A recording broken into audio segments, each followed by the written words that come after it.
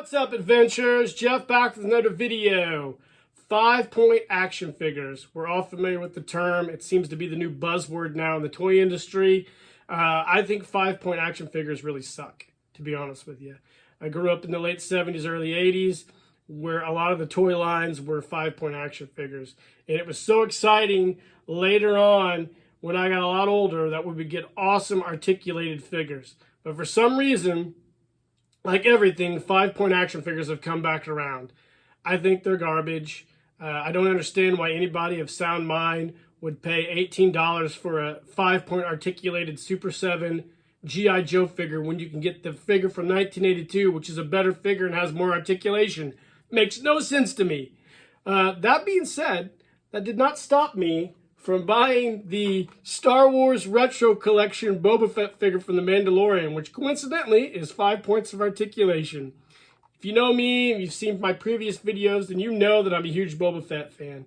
So I put aside my hate for the 5-point action figure and purchased this guy on pre-order, and he finally came in. So we're going to take him back to the shop and do a review of this Retro Collection Boba Fett from the Mandalorian.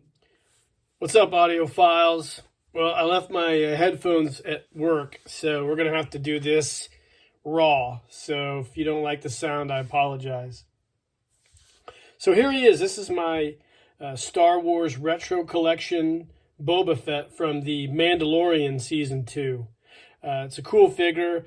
I pre-ordered it off Amazon when it became available.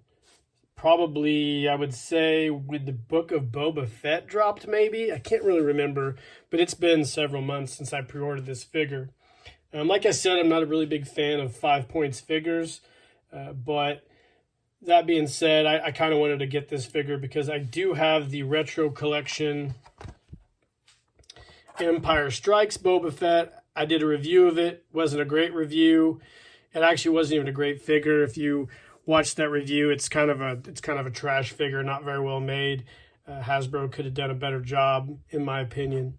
So anyways, so this figure here is the version of Boba Fett that obviously appeared in Season 2 of The Mandalorian. Pretty cool. I had the original Boba Fett figure when I was a kid, like a lot of you guys out there. I think I got mine through mail order, how he was initially offered. And then I later had a second one after I broke my original one's head off that I got at a Kmart on an end cap. So I'm a big fan of Boba Fett. You guys probably know that from the channel. So it was pretty cool to get this figure. He's a really cool figure. The packaging is very reminiscent of the retro style packaging that we would have seen back in the late 70s, early 80s.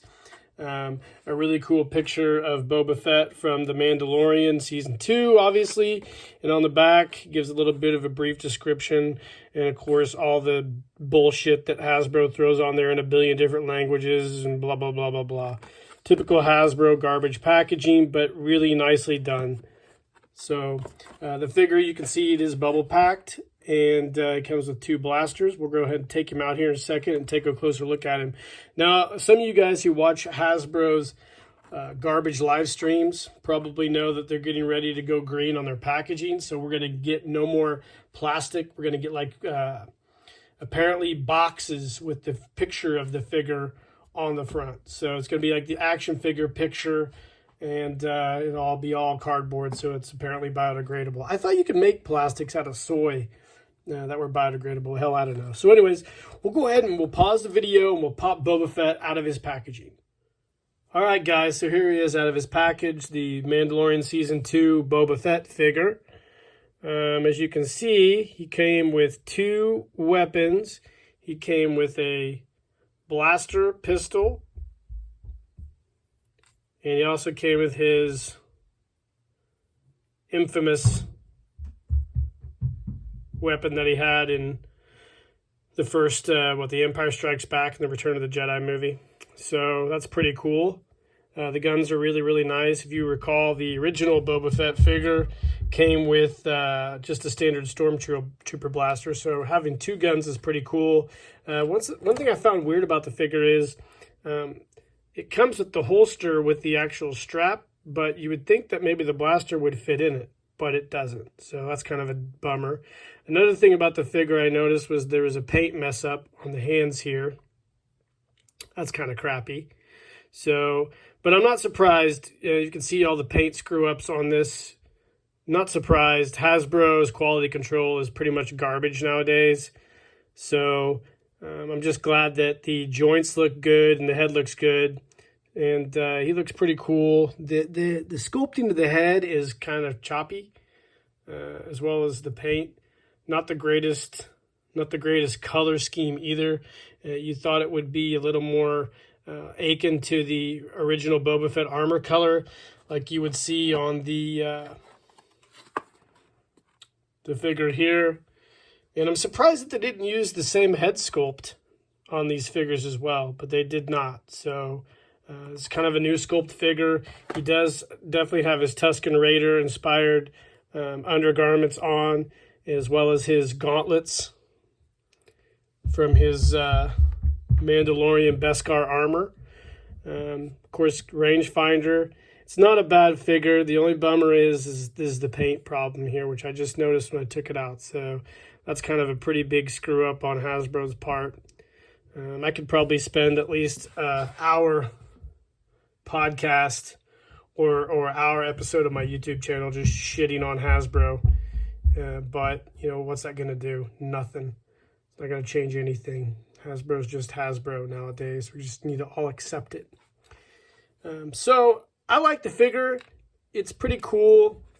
To be honest with you, it was, I think, around $12 and some change shipped from Amazon, which is cool because Amazon usually you can always get a pretty good price for everything.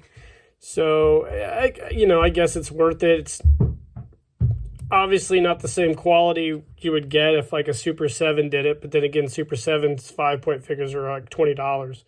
So I should just be happy with what I got and happy that I got it, because this is probably something you'll never find in stores and it's probably all sold out. And it is probably going for 20 or 30 bucks on eBay now, which is also preposterous. So the only thing I regret is this is a bummer.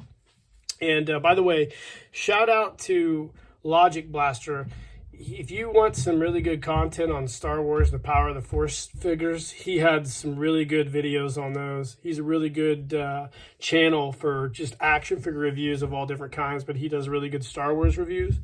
I used to have the Power of the Force Boba Fett Slave 1 and mint in box, and I guess it wasn't mint in box. I had it, and I would hang it from my ceiling in my office here at home. But my first marriage, my wife at the time convinced me to sell it, and I was a fool and sold it. I really wish I still had it, because this figure would be really cool to put in that Slave 1. So maybe I'm going to have to lawyer up and sue her. I'm just kidding. I probably should, though. But I really wish I had that Slave 1 back, because I had a Slave 1 as a kid from The Empire That Strikes Back. And of course, like all kids, I played with it and a lot of pieces were missing. So when I bought that Power of the Force Slave 1 in the 90s, I was super excited. So I really made a big mistake when I sold it. But such is life, man. Life's full of mistakes and trying to learn from those mistakes. And 99% of the time, it seems like we never do learn from our mistakes. So I do have a new Slave 1, but it's mint in box, and I'm saving it for my son. So maybe I'll try to find a cheap old Slave 1 to fix up for this guy and for the really shitty figure that I got displayed at my desk at work with the wacky head and everything. It's not as good as, obviously, this figure in the bubble pack. I picked the wrong one to open. So. But anyways, this is just a real crappy toy review. I just wanted to share this figure with you guys. I hope you enjoyed it. If you definitely see this figure and you're a big fan of the 5-point style figure and definitely a fan of Boba Fett, I'd pick it up. Just be aware that there's going to be some quality issues with it, and that's what you get. So guys, I hope you enjoyed this review. Like and subscribe to the page, share these videos. Until next time, cheers.